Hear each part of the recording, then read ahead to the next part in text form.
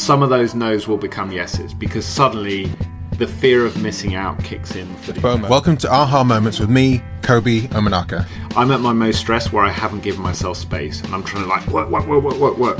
And I'm like, why am I solving these problems? And I go. On today's episode, I'm joined by Ben Keane from Rise. So the gap between income and earning was the same. It just was not at the same level they were spending as before because they couldn't. And the assumption was always you would trade off financial security because you go from corporate job to founder of nothing, you know, your big idea. I first met Ben as part of the Escape the City cohort, and outside of that cohort that I joined, he's mentored hundreds, if not thousands of people into starting their own companies, starting their own startups and scaling their businesses. I've kept in touch with Ben since the Escape the City days and been charting his movement into sustainability and helping sustainability companies raise money and investment. So that's something that's really dear to my heart, and that's why I wanted to speak to him now. That's why I wanted you guys to hear the conversation we just had. Ben, thank you so much for joining me. It's an absolute pleasure to have you on Aha Moments podcast. How are you doing? I'm doing really well. I feel like I'm reuniting with a very successful student. Yeah, so from Escape the City, which was 8 years ago when I joined the cohort then? Yeah, it was. And students, an exaggeration, Kobe, because I very briefly got to witness you starting something exciting, and you were very good at ignoring my advice as a coach and mentor. So yeah, but it's been brilliant to follow you since then. I mean, can you tee up what Escape the City was and is?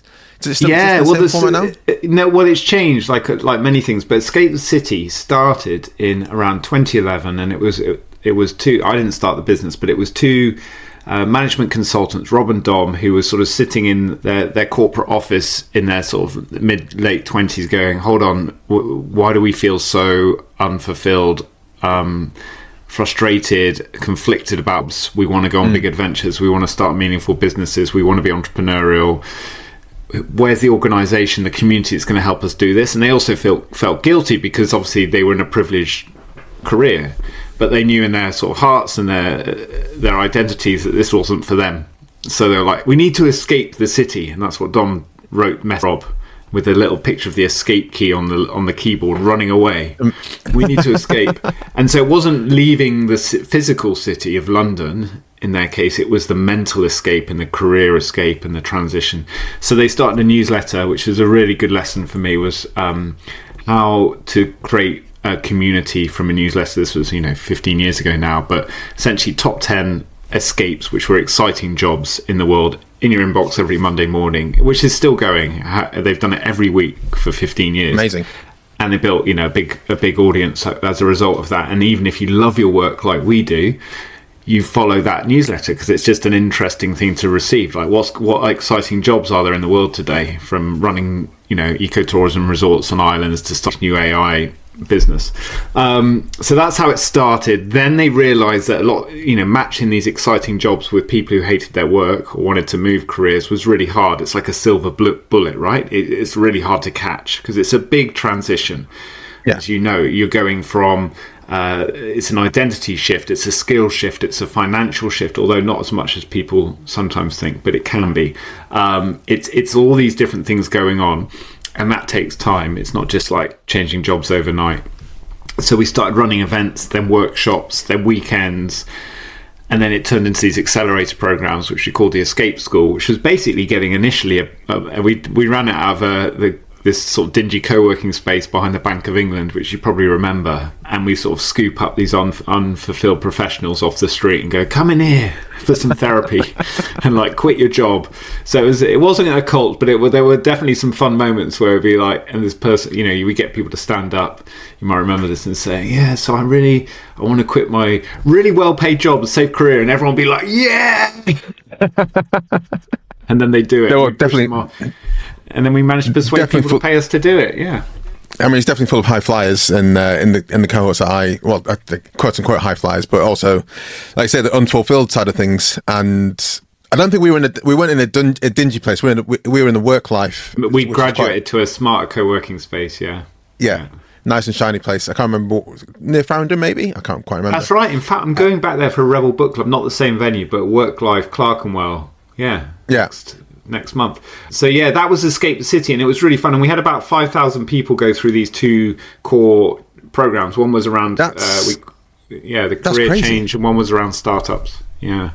Now, 5,000 is a crazy number. Over how long? Over what period of time? Yeah, it wasn't. It was like 6-7 years. Yeah. Okay. Do you remember every single person? Well, I ran 10 of the. I co-led 10 of the cohorts. So we helped with the team build the program, and then got in deep running 10 of the cohorts over a sort of intense 3-year period. I have to say, I really miss it, Kobi. I miss that community building in person regularly over a number of weeks, and we do it on a weekday evening for a few hours, and then weekends. I think it was every other or every third weekend, because people were doing it around their jobs, and that was the whole point, to try and create this momentum for something new. And I followed WhatsApp groups and on LinkedIn, and followed people's journeys like yours, and there's always an update. I think the two surprising things that come out of it is who ends up really going for that big change, because not everyone does. Some people go on those courses or those programs, kind of get it out there, they scratch their itch, and then they realize, okay, maybe it's my position within the company that's not quite right, and I need to do something a bit different. And it gives them the confidence to go into a more entrepreneurial, or whatever the role is, but they still want the security of that career path and organization. Whereas others, it's dramatic change, right? And there's been some amazing journeys. And of course, we define success at Escape the City was like your terms for a career. And the assumption was always you would trade off financial security, because you go from corporate job to founder of nothing, your big idea. And what we found out was, when we surveyed about 2,000 people in depth who'd been on escapes. So in other words, that definition of from one particular role to a new thing. And on average, it took about 18 months. So it's not an overnight thing. To get some momentum in and feeling like you're doing something new. And everything went up. So mastery of new skills, sense of purpose, fulfillment, just generally well-being and happiness, and all those things around the workplace. And the only question was, what about the money? Because everything else is an upside. And the answer was the people's perception of their financial security or finances did not change from before or after. Now, whether it did in reality, in terms of they earned less, but they felt that they were on a path to something bigger, or actually they just adjusted their lifestyle. So the gap between income and earning was the same. It just was not at the same level they were spending as before, because they couldn't. So it was really interesting, kind of like that psychology of the escape journey that people went on. But kind of COVID and that sort of time derailed it a bit. Yeah, understandably so. Unfortunately so as well. Yeah. What was your background that led you into working with Escape? Because I find it fascinating. When you first, when I met you, I didn't realize you'd been involved in so many things before that, and we're still involved in other things outside of Escape the City. And some of these things are, one of the things you talked about, Rebel Book Club, is still ongoing and still changing people's lives on a weekly basis. So how did you get into the Escape the City mold? Were you, one of the big four? Were you a lawyer beforehand and needed to escape yourself, and it resonated with you? So in some ways, I wish I had been for a little while, Kobi, because it would have paid off a few of those early, the debts you accumulate in your 20s. No, I think so. For me, Escape was my safe time. Escape was almost like my corporate employment. It wasn't really, but it's the only time I've ever really worked. I haven't been the founder, and actually it coincided with when we were starting our family. My wife and I were starting to have kids. So we had 3 kids in 3 years, and that, as you know, is becoming a parent is a massive shift in your life. And we were really lucky that it all happened so quickly. But I was glad not to be working on 3 of my own startups, as well as 3 human beings, new humans. So Escape with the Safety. How I got into it was I got a call from, I remember this, so I got a call from Dom or Rob, one of the guys, when they started it, and said, hey, would you want to come to this career change launch party event and talk about what you've been doing and share your story alongside some other people? We're trying to inspire people to quit the jobs they don't like and go on exciting entrepreneurial careers. And I was like, this sounds fun. And at the time, I'd been running an ecotourism business for about 5 or 6 years, and been living in pretty different circumstances to a corporate journey. And the way I got into that was I remember being, I guess in terms of an aha moment in my career, the first one happened. I travelled and worked quite a bit in my early 20s in and around studying and stuff, but the moment that stands out to me was a really mundane one. So I was in that kind of privileged positions that some of us are in our education, middle class education in this country. I was in a good university, I was doing okay in my degree, and I was in one of those they call them milk rounds, I think, where your corporate recruiter comes along and throws some beer and pizza night, and you go along, and the recent graduates who are now working there stand on stage and say, we're making loads of money, you should come and work here, and it's really fun. And I remember being in the room surrounded by my student peers at the time, and they're all like, not quite whooping, but they were like, yeah, this is great, I'm going to apply for this graduate recruitment scheme. And go, guys, what the hell? Like, you're studying Middle Eastern studies, you're studying business, you're studying Mandarin, you're studying anthropology, you're studying politics.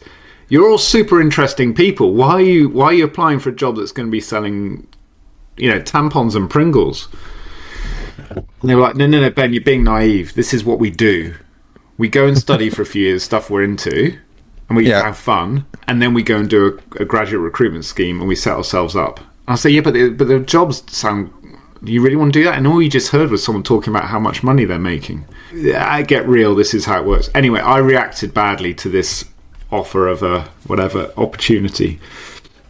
And I went, and in that room, I was like, right, I'll take the beer and pizza, but I'm going in a different direction. So I travelled like a lot of people do when they're in these situations, and I ended up running like expeditions for a small adventure travel company in East and West Africa, and then other parts of the world, and that was my kind of real learning journey. So I used to drive Land Rovers to Timbuktu and Mali and West Africa, and you learn a lot more about, well, I did anyway, I learned a lot more about humans, economics, politics, business, everything else, risk management, how gloriously diverse our cultures are around the world when I went off and did that. So I did that for about 5 years, and then I started my own travel business. So that was my way in. And there's lots of things to pick up there. My beer and pizza events were when Mars and Unilever came to Unilever, because they'd come in with loads of Don Mio, loads of Mars bars you could just take away. So we used to just come in with an empty rucksack and just literally listen to their spiel, and at the same time funneling all the food that will help us survive for 3 months into rucksacks. Thank you very much. Not going to apply to you, but it's been great hearing you talk about. But they only needed one convert into their cost of acquisition for that recruitment. They only needed one of you to actually become an employee, a good quality one, and it justify 1,000 pizzas, right? So this is it. And also, I've met people like yourself who did the overland touring. I travelled in South America for like 3 months after university, and it was a great experience in the overland truck, which sat like 20 people. And one of the guys who was with us as a fellow passenger, he got so into it, he started his own company, and he started overland in West Africa. So I very much understand the experience you've been through, where he was just like, I think came from a very conservative background, but he was kind of hippie there anyway. So his parents were like, "Hey, you need to settle down," kind of thing. But that wasn't his vibe. And as he went on this journey, he started learning how to fix the trucks with the drivers and everything like that, and then started his own company. So I'm like, dude, that's just an insane thing you've done. But I didn't know you did that, and that just sounds two people have just done that and set their own travel company is like, wow. I'm very much impressed. I mean, those overland trips are tough because they're tough because you've got to fix your vehicle as you go, and I mean, obviously you travel in a region like West Africa, and people automatically assume, if they've not travelled to that part of the world, go, oh, it's dangerous and there's this and that, and it's like you're surrounded by so many people who. Partly because you're a white traveller in that case, want to see you as a dollar sign, but also just genuinely because the cultures are so open and welcoming. They're so excited to see people coming to remote regions where they live. They're just like, can we help? So when your truck breaks down, you've immediately got like 5 people who want to help you. So yeah, which you don't get so much in the UK. But and I'm going to say, in London especially, people almost spit on you if you're broken down. Yeah, it's like even coming down from Manchester to London, someone says hello, it's like, what are you doing?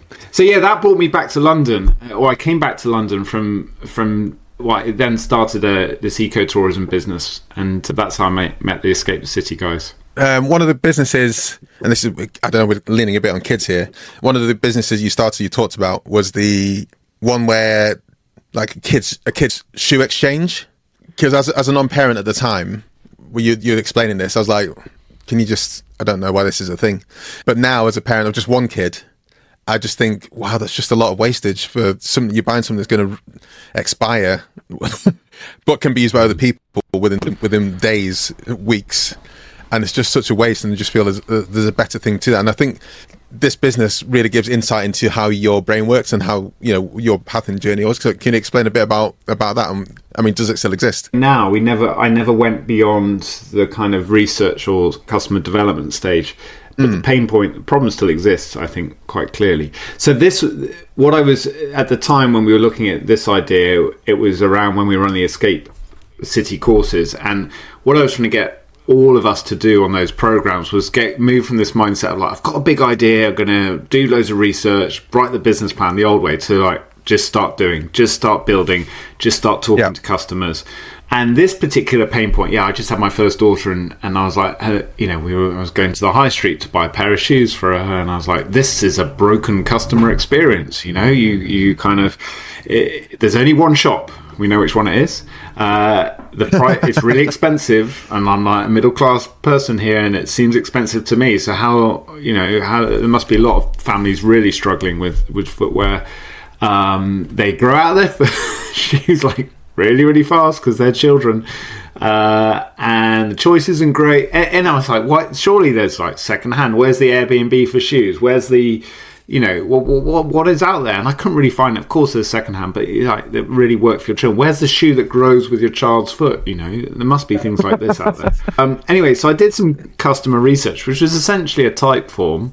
By the way, 10 years later, still going strong. It was a type form which asked parents questions, which was like how, and this is the key, right? This was the big learning from doing these kind of insights, was not to ask them about what kind of services would they want to buy something like from a rental service. It was to say, what do you currently spend in terms of time and money and stress on children's footwear shopping experiences. And when you hit a pain point like that, as everyone will know, you get a lot of people talking because they're just like, can I tell you, this is like therapy? I'll tell you about buying kids footwear. It's a bloody nightmare. and then you find out this, and I don't know if this is a reflection on who I reached, but the survey spread quite far, and I think got a couple of hundred replies quite quickly. And it was, data points was something that I remember people were spending, each family was spending £200 to £300 a year on kids footwear. They were really frustrated, like I was, and so I was like, "This is Isla's shoe." I call it Isla's shoes, which is my daughter's name. And I was like, "This could be the next Ella's Kitchen," And I knew Paul Lilly started that because that's how he started his like organic smoothie company. Okay. And then I just by talking to people and then naming it after his daughter and then trying to do something different in the kids' food marketplace and doing it and executing on it brilliantly. So then I was like, okay, I've got this data which essentially says it's a massive pain point, and if you offer something that's compelling and different, you've got an audience. Then we have to sit there as entrepreneurs, and this is almost like you accidentally discover a problem. It's not like I've got this burning idea inside me. It's like I want to launch this podcast company, or I want to build this island ecotourism thing. It's not so much a dream, it's like a community that's surfaced. The important thing at this point is to then go back to what we used to talk about at the Escape School, which is, does it fit with your good idea criteria, which basically means, does it fit with what really matters to you? Yeah, there's a business opportunity there, but it's also in an industry that I'm interested in, and my motivations are really in line with what this business could become. And when I sense checked that, I realised that I wasn't that interested in building a marketplace for secondhand shoes or whatever it would have become. So I would just use it as a case study for customer development. But I think what's so useful for getting to a habit of doing that is you immediately go, is the pain point real? Can can we turn this into a business? And then you can just share it, right? Because there might be someone out there who could find that useful. It's the piece of getting those, do you remember it's the mum test, right? It's making sure that you ask questions when you're talking to customers in the early days, but throughout your business journey, where they're answering questions about what they've done already, not about what they want in the future. Because if you ask them about the future, Ben, would you buy my subscription to my podcast channel? Oh, Kobi, you're great. I love what you're doing. Of course I'll buy it. So you go away and you spend a shitload of time and money building your podcast product. Then you come back to me and the 50 other people who said, yes, it sounds wonderful, and say, can you sign up now? And we're like, whatever. I've taken no risk, right, as a potential customer. I've just given you an opinion / a lie, because I don't know. You spent all this, you've taken all the risk. And so that's what often happens when we launch businesses. But what we need to do is you say to me, Ben, how many podcasts do you listen to? How much have you spent on subscriptions of similar experiences? What do you like? What do you not like? How does it make your life better? How does it make it worse? Tell me the top 3 features of the things that you really like about this. And then you get these themes of data and actual points where you can go, yeah, cool, we'll zoom in on that. So I think this mistake is still made all the time. So that was the big lesson from the footwear research. I think what you said there is what a few other people have said, in that, and struggles I've had with some clients and customers in the past is, have you spoken to customers? No. And they're like, well, I could spend a lot of time and money doing stuff, but if we don't know if it's going to resonate, then we're literally like shooting into a gale and hoping that it's going to hit the target on the other side. But the problem is that you're absolutely right. People continue to make the mistake. The reason why people do that, one, because it's lazy, right? It's the easy way. It's just to not go and do the conversations.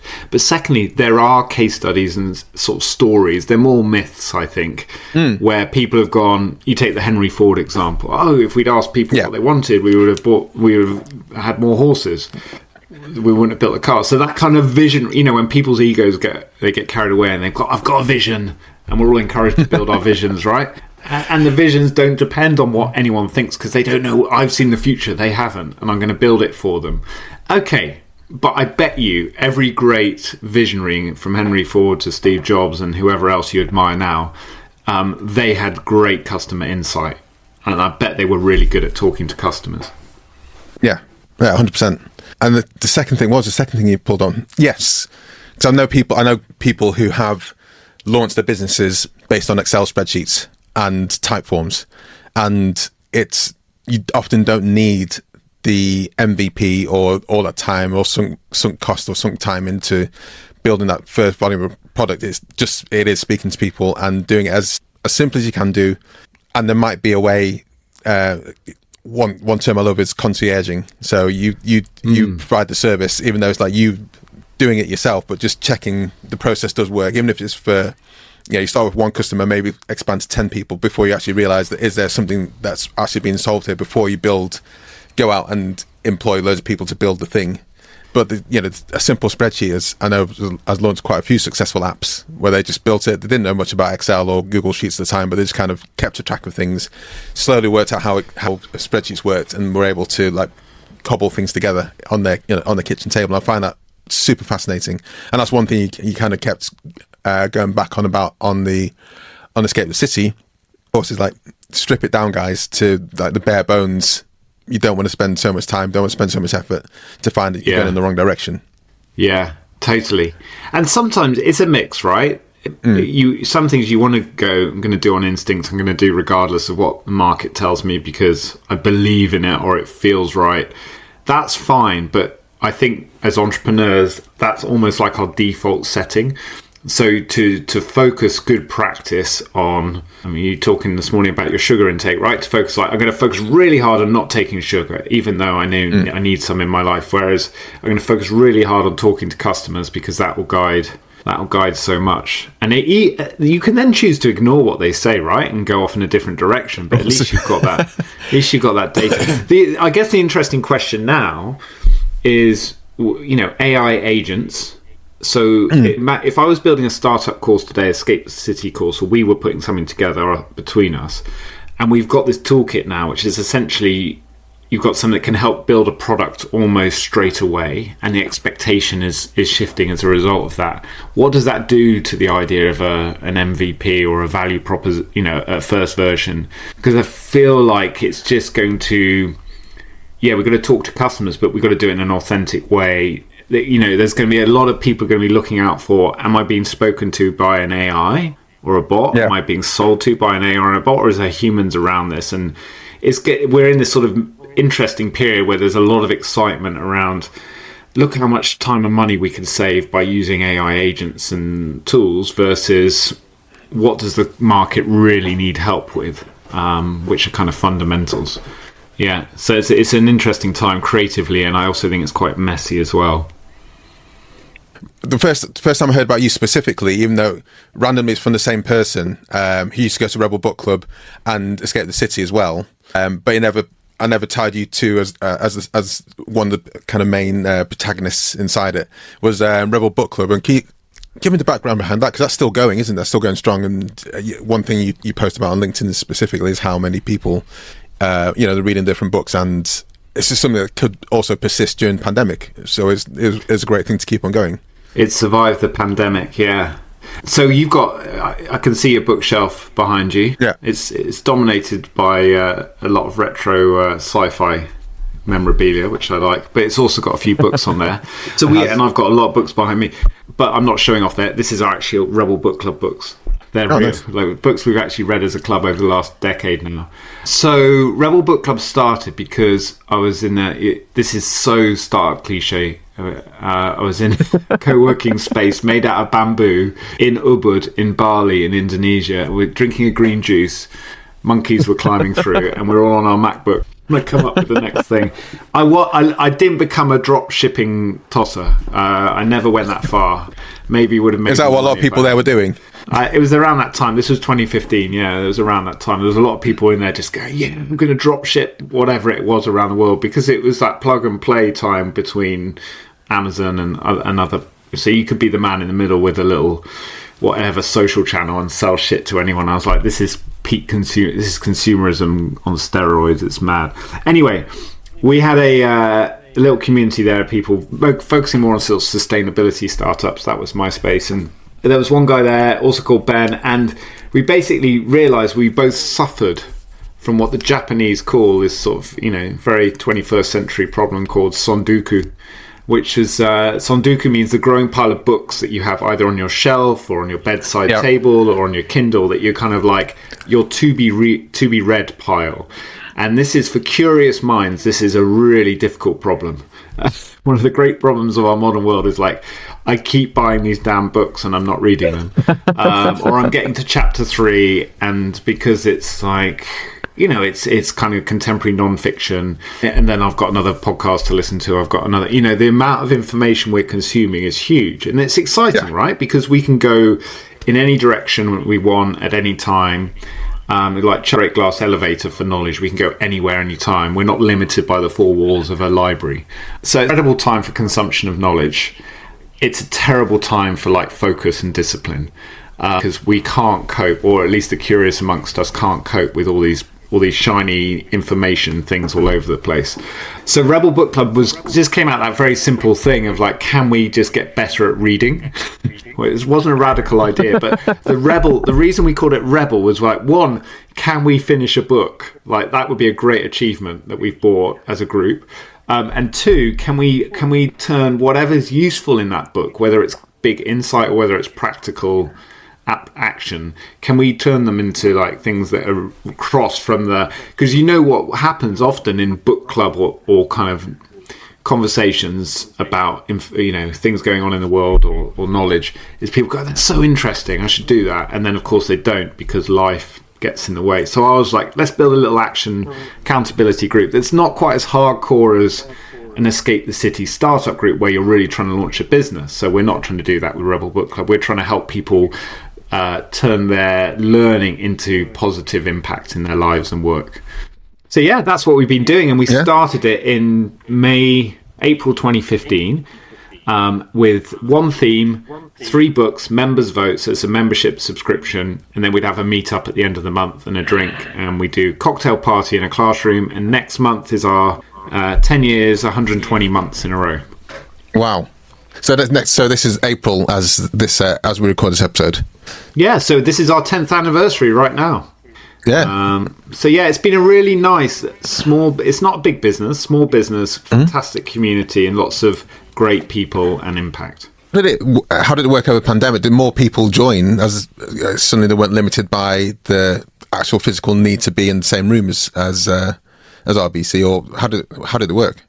Yeah, so our Rebel Book Club's always been very in-person focused. It's been about, okay, you do your reading and your learning during the month. And by the way, we always recommend the podcast version of the book or the audio version, or if you haven't got time for that, we say listen to this podcast episode conversation with the author on this topic, because you can still get the same kind of insight as if you were reading. So we're all about diving into the theme rather than forcing yourself to read the book. It's the learning that's important. And then in-person events. So when the pandemic kicked off, we were like, shit, our whole thing is about getting together every month and connecting people and building friendships and learning together. What we're going to do. And of course, what a lot of people did during the pandemic was they went home and sat and got into reading. Fiction especially did well because it was escape from the reality of what was going on in the world.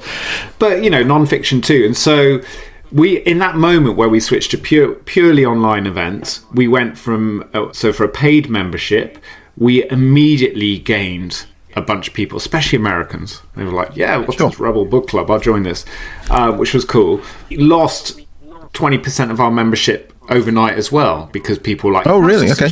Cancel subscriptions. Oh, like, sure. Yeah. So we had a kind of, not good, and then our core stayed. So we didn't really change in terms of size of business. It just sort of stayed. The interesting and slightly frustrating thing, or paradox of COVID and reading, was that a lot more people reading, but there was an explosion in book clubs. So if you're a public figure and you were sitting online twiddling your thumbs, or an author even, you're like, what should I do? Oh, I'll get together with some people, we'll start a book club. So I think someone did some analysis, something like there was a 3,000% increase in book clubs launched during the pandemic. So suddenly, everyone was a member of 20 book clubs. So that was that, and of course we were a paid book club.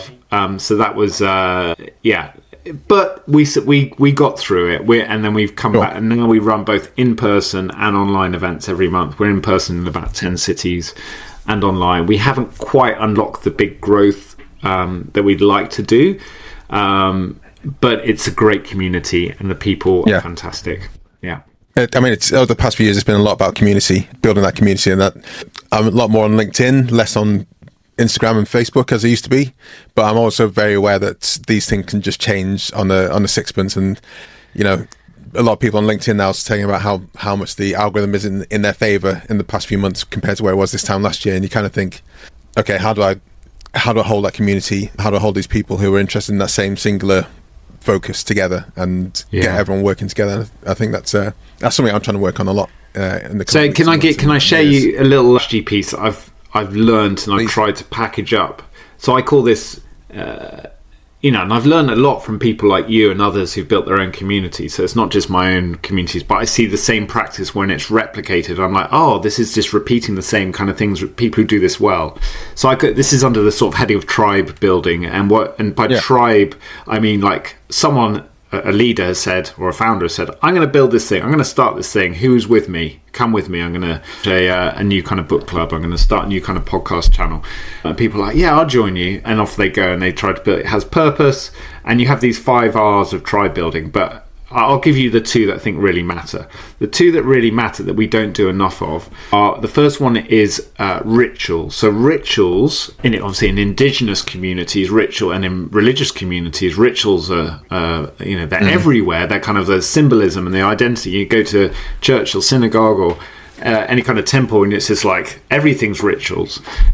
And the reason why they're so powerful is because it makes us feel like that whenever we're a part of that ritual or we witness it, it's like, that's our identity. I'm connected to this community, this tribe, this organization. But when we're building our own projects and communities, we sometimes, although the rituals happen, we don't like focus on them or highlight them or showcase them. So an example really of a ritual in something like Rebel Book Club is that we every month we have a vote, and our members get together online and they go, let's have this one, and whether, and that's just a little thing we do. And when we have a meetups, we have a drink when people come in and designed around the book. And it's just when those things happen, this is Rebel Book Club. Yeah, it's like the signal back to you, and this is fun. It's a bit weird, or it's just our thing. And every football club has a version of that, right? So it's like, what are your rituals in your community? They're probably already happening. How can you put more focus on them and celebrate them? They've got to be authentic. They can't be forced. You can't I'm going to design several rituals, but you can try a couple. So that's a big thing. The R of rituals in tribe building. And then the second one, which I'll just mention now, is rhythm. So what are the rhythms? What are the things that you're doing regularly in your community or organization that really helps people? It builds trust because people go, I know they're doing this thing. I don't have to worry about it. So in your case, it might be we release a podcast every Thursday, and people know it lands at 11 o'clock, and it's going to be of a certain quality. It's going to be interviewing a certain type of person, and it's not the mundane things of what your community does, but it's the things that you do in a rhythm. It's regular. So Escape the City, we mentioned already on this chat, they send out this newsletter every Monday, top 10 escapes. And that if I want to get that little hit of exciting career opportunities, I'll follow Escape because they'll supply it. And then, of course, off the back of that, they're going to try and get you to sign up to their platform and their courses and everything else. So the rhythm is really important at building trust, but they tend to be the kind of boring, mundane things that make you go, oh, I know what this organization does, what it's going to deliver. I don't have to think about that. I'm part of it. They do it. Ritual is more of what makes it unique. Does that make sense? It does. Already thinking about how, some communities, there's always a call on a Monday at 9:30, for example, and the task for this week. I completely get where you're going at, and I will look up the 5 R's of community building. I'll share that. I've got a book in the works, but I'm not there yet. That's good to know. The rhythm thing is the trap with the rhythm is not to create loads of work for yourself, right? So part of your rhythm might be we're only online for 2 days a month for our customers or for our community, and that might be an attraction, right? The rest of the time we're off. I kind of wanted to push this more. Rebel Book Club is we're only online 1 week a month and 3 weeks we're reading, because I quite like that sort of thing. But it turned out that then our sales was screwed up our sales. But you've got to try these things. But sometimes rhythm is about doing less, not more. And Raise, so how long have you been working on Raise? Spelled R-A-A-I-S-E. Yeah, Raise. You say it in an Aussie accent, Kobi. How's your Aussie accent? Rise. Oh, G'day, mate. Come on, mate. Gonna raise some money. Yeah. No, I think we've done a bad job there. So yeah, Raise is my partners in Raise are in Western Australia, so the opposite point on earth where we are now, a place called Margaret River in Australia. And Margaret River, I've visited there after getting engaged, and there's a lot of wine there. There's great vineyards. There is. Great place to go after getting engaged. Yeah, Margaret River is beautiful. It's it's a great wine region, very biodiverse, that sort of bottom left knuckle of Australia. Beautiful caves and coastline and blue whale, marine wildlife and so on. So yeah, that's not our business. But Raise came about a few years ago because I'd reconnected with Amy and Neil, who live in Margaret River, and we used to work in the ecotourism industry together, and they were my pin-ups in terms of role models of how to do responsible ecotourism, resort building really well. Amy was always out there winning lots of awards, and a big cyclone had destroyed their amazing resort in northern Mozambique, a place called Galudu, and tragically killed people in the region, and much bigger impact on people's lives there than the tourism, but the tourism was over as a result. So their sort of decade of United UN development goal model building ecotourism, sustainable tourism was kind of over, and they were like, so it's extreme weather, and then there's fossil gas war going on, and in the sea, and just that instability and the lack of focus on those regions of the world, and like we have to change how we're doing things here, because climate is the elephant in the room. And they went to raise money for a new fund around sustainability in tourism and innovation, and then COVID happened and no one wanted to put any money near tourism. So they pivoted to focusing on basically the fundraising, helping make the fundraising journey more easily for climate and nature focused businesses and impact investors, to try and save time and money in that painful process. And that's when I reconnected with them, and I was like, we need this in the UK as well. And we've done really well with crowdfunding here, but this kind of space needs more work. So we launched Raise, and that's what we're doing. We're now on like an AI driven platform where, for what we call pro planet focused businesses, which covers a lot, but anything that's focused in sort of sustainability, climate and nature, where organizations can come on board, or startups can come on board from like early stage all the way through. So that's, pre-seed all the way through to Series A, and they can put their pitch deck live on the platform, and within a minute the AI populates a really great page that then they can have their data room linked to and everything else, and impact investors get matched. They can build conversations, pipeline, CRM, and then all the way through your raise fundraising journey. For those who know about that, it can be long and painful. It can help you and hold your hand. So that's what we're doing at Raise. It's a big play. It's hard. Because it's pure software, there's a bit of that marketplace element, even though there's not transactions going on online. You've got to get both groups using it at the same time. But we're making really good progress. We've got great partnerships in Australia and over here in the UK, and we're trying to solve a really big problem. So that's what Raise is all about. Yeah, I mean, for the past 3 years, I've been working with a lot of sustainability companies and felt the benefit. So when I saw you doing Raise, I was like, okay, this it's good to see more and more people in this space doing more and more things. So that's certainly what we need. So yeah, that's one of the main reasons I wanted to talk to you about was that. So it's been great to hear a bit about that. And I think just to build, you're absolutely right, Kobi, and just to build on that, we're obviously in another interesting moment here where geopolitically, kind of like the disruption that's going on, and the refocus on security, because there's two wars in the world, and the kind of leadership in the US that we've got, it means that that's having a big impact on how a lot of these impact businesses are trying to communicate. It feels like a really difficult moment, right? But underneath all of that, the solutions to all these problems, whether it's heating your home, powering our transport systems, rethinking our food systems, making the world healthier, safer, and more profitable, they all have, there's so many fantastic sustainable solutions out there and innovations. And the business case for them is there. So renewables being the most obvious, right? And so this Overton window, this idea of things that once seemed radical now seem normal, is shifting around everything. So the big Overton window we've seen in our professional careers has been around renewable energy. That's now almost normal. It will be. It's cheaper. It's so much cheaper.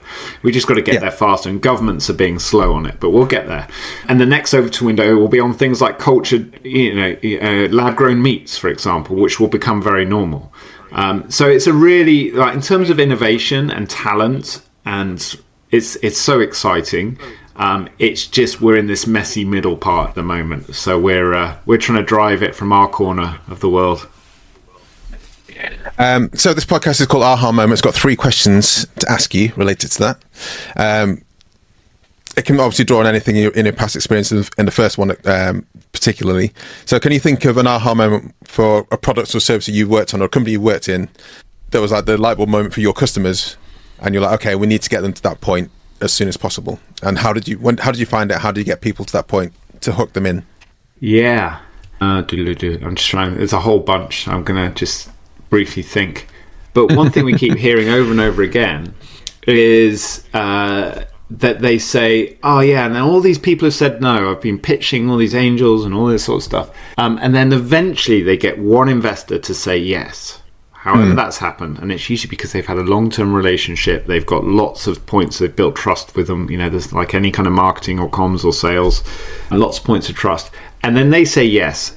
And in that moment, when they then go back to that funnel of no's, who've said, no, sorry, it's not for us, they then say, by the way, this person's now on board, Kobi's come on as our angel investor, as our first VC investor, and then a bunch of those no's become yeses. And it's this weird thing. So the aha moment for us is always, if you can get to your first yes, which takes time and effort, and that's what we're helping people with, then some of those no's will become yeses, because suddenly the fear of missing out kicks in for the FOMO, investors. They did like you, but they just weren't prepared to take the lead. So once you get a lead investor, it's like 80, even though it might be worth only 20% of your round in terms of cash, it's worth probably 60, 70% of your round in terms of effort and momentum.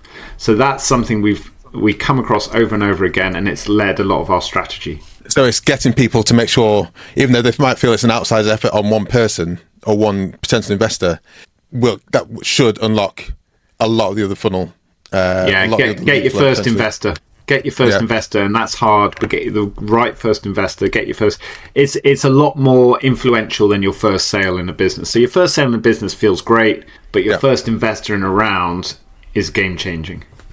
Second question is, what aha moments in a product or service that you love or buy into? I love to buy into. Okay, so here's a consumer product. It's called Citizens of Soil, which is a olive oil brand, and it's a premium olive oil brand. And probably like you, busy family, work life, my money's going all sorts of directions. I'm still like founder, entrepreneur. So, I haven't had a big exit. So I have to manage the household budget carefully with my wife. And so when we're shopping, we try and shop healthily and for our family, but also, manage the budget. But there's an occasional product that sneaks in there in terms of premium product that I just can't resist. And this is one of them. And they're Citizens of Soil. And it started by a couple who just believed that olive oil could be done better. And all the great things we love about olive oil in terms of its health benefits. But a lot of that industry has become, it's got into a mess and it's very expensive anyway. So their product's not cheap. But I spend like £15 a month or every few weeks on a refill. But it's not like you just throw it in all your cooking. You just use it, like you drizzle it on your eggs or a bit of salad, or you have it and dip a bit of. It's so good, and it feels like a real healthy luxury for me. And the Citizens of Soil brand is so good at communicating their cooperative model. There's a lot of women growers in Eastern Europe, and it just feels like it's a really smart way to communicate the kind of frontline change we're seeing with climate and extreme weather, but also and their journeys in Southern and Eastern Europe, and how something where a lot of the world is changing, and here's a great product that's telling that story and joining the dots back to me, a consumer back at home. So Citizens of Soil. No, I love it. I think it reminds me of I bought into Who Gives a Crap, the toilet roll companies. So ostensibly it makes my life easier because I don't have to think about buying toilet roll. It's a bit more expensive, but also there's a definite story behind it, which makes it an easy purchase for me on a regular basis to go, right, I'm going to get their things. So there's so many things wrapped up in that. It sounds like Citizens of Soil is a kind of almost a and I think consumer are a gateway for really helping people understand complex problems in the world around like climate or immigration or whatever it is, those geopolitics issues, because they tell a simple story initially through the product. And we're seeing this with a lot of consumer brands. And I'd recommend a really good growing community. There's lots of great communities, but there's one that's kind of bringing all those together. It's called Change Brands. And it's run by a guy he's not the founder of Who Gives a Crap, but he's in the same space, loo roll space. And so check out Change Brands if you're interested in consumer brands that are trying to disrupt industries positively. Will do. And last one is, what life aha moments or life hacks, people might call them, do you have? The boring answer is running, so I'll skip over that because I'm sure that there's enough chat about running, but it's been the consistent thing through my life from age sort of 16 to now my mid 40s. We can talk about it because it's definitely a thing that's impacted my life. But yeah, I mean, if you say it's boring, but is it? Well, I'm just conscious of people going, oh no, another runner. No, so I guess it's not a new thing for me. It's always been there, and that's what's interesting. It's been a companion to me on all the. So it doesn't matter how much my life has changed or where I've physically been. Like I've traveled a lot, especially for my 20s and early 30s. It doesn't matter where I was in the world. In fact, discovering the world through running Like whenever I get to a new city, I just go out and run. And I get the privilege of being a man doing that. You can't always do that if you're a woman. But yeah, it's just been a constant companion, and I'm still trying to push myself on that. And I run almost every day, so that's been a big thing for me, a big life hack. I guess the other thing that pairs with that really well is connection with people who are trying to do positive things creatively in the world, and that seems really obvious. But I think a lot of us struggle if we're working remotely at home, we're working on different projects, we turn on the news and we're just like, bloody hell, it's awful. Yeah. Everything is bad. But we also know that that's only a tiny, tiny percentage of what's going on in the world. And actually, there's so much progress. There's so much great innovation. There's so many good things happening. There's so many brilliant people. And so constantly staying connected to those communities and people that like give you positive energy, your tribes, right? Yeah, 100%. Probably the biggest life hack for me is, exercise and people. Well, I think just to touch on the running piece, because I used to do a lot of running as part, especially when I did a lot of triathlons, and then pandemic hit, first kid hit, then I was off at 4 years without any running, and then I had a knee operation. So when I started running again, I was lamenting, probably focusing on perhaps the wrong bit, in that I wasn't as fast as I used to be. Things were way harder than they used to be. And I'd, like yourself, I'd land in a new city. The first thing I'd do is go out for a run for like an hour, check it out, come back, and then be like, okay, guys, let's go over here because there's some interesting stuff over here. They'd be like, what have you been doing? How have you found this place? I just went for a run. Didn't know where I was going, and came back, and then I'd had the kind of city kind of mapped out, and I absolutely loved that. What I love, which you don't get on the bike, I love cycling too, but you don't get on the bike with running, is you get a sense of direction and place. Yeah. Because you're moving, and you can cover some decent ground, a few kilometres, right? It's not just like a walk. And so you get a sense of like, oh, I know that pizza place is there. I've got that bar that looked like a good vibe, or I know that's where we get to the station. I had the same conversation. She's like, how do you know all this stuff? You've only been out an hour. I was like, well, I had a good look around. So yeah, I'm totally with you on that. It's a great way to discover somewhere. It is, yeah. I'm from like parts of Chile to Melbourne, and like we need another episode. We do, yeah. One of my favourites was I landed in Paris for the first time since I was 11. I was out for 2 hours, and I was just like, wow, the city's amazing. And then took my friends on a similar tour. But then now I'm slower, things hurt a bit more. But I just want to get back to that stage where I could just leave the house and not really have a thought in the world. Whether I didn't know if I was going to be out for 20 minutes or 2 hours, just be outside and in the vibe of in my own headspace, which I'm not there now. So I'm less focused now on the speed and the pace, but I want to get to a stage where I was like just enjoying being outside no matter what the weather was. And I'll let you know when that happens, because hopefully it's getting there. Yeah, definitely. Two last quick thoughts related to running and life. Sure. One is I'm totally with you in terms of process. It's like, and you get this, you can do this with walking or other kinds of meditation, but that sort of, ideas settle, your brain reorganizes things, sleep does this as well, right? And it just figures things out. Your subconscious figures shit out, but you need to give it space. If you don't give it space, I'm at my most stressed where I haven't given myself space, and I'm trying to like work, and I'm like, why am I solving these problems? And I go for a long run, go away for half a day, whatever it is, and I'm like, I got some clarity. And then the other thing is, it's just, it's just like I have more energy after I've exercised, which is a counterintuitive thing. So yeah, it's always that works. I need to sleep less when I'm exercising more. And I'm just more naturally buoyant when I exercise more. And I'm conscious we're now becoming annoying to the listeners. Yeah, I try not to say the word exercise because I think it puts people off. But move your body in ways. Ben, are you happy for people to get? Yeah, that's it. Are you happy for people to get in contact with you on LinkedIn and raise? I bet, Kobi, I'm expecting a tsunami of great connections off the back of this. That's what I guarantee. It's so good to catch up with you, and thank you. No, it's been great. It's been great to hear your story, and some of these points we should have had over a few beers, 6 or 7 or 8 years ago when we first met. But it's been great to have them now. You've gone on and done some brilliant stuff. Thank you very much, guys, for listening. Thank you very much, Ben, for joining me on this conversation. It's been a pleasure to re-engage with you, and it's been a pleasure to you guys who are listening, hopefully, to hear what Ben has to say. It all goes down to first principles. Please do make sure you're talking to your customers. That is the very, very first thing you do. Second thing, of course, is to don't spend so much time and money making that MVP. I'm sure there's lower cost ways, lower barrier ways to make sure that you can get an idea off the ground and get it validated. If you'd enjoyed this episode, please do go back and listen to some previous episodes and subscribe so you can hear oncoming episodes both on YouTube and whichever podcast app you're using to listen to this on. It's super important for me, guys. If you can help, share with your friends. Take this episode, take this link, share it with your friends in your WhatsApp groups, in your Telegram or Discord or LinkedIn, and tell them to listen to this episode. Ben would love it if you could share the details. If you want to get in contact with Ben, he's all his details to get in contact with him are in the show notes or in the comments down below if you're watching on YouTube.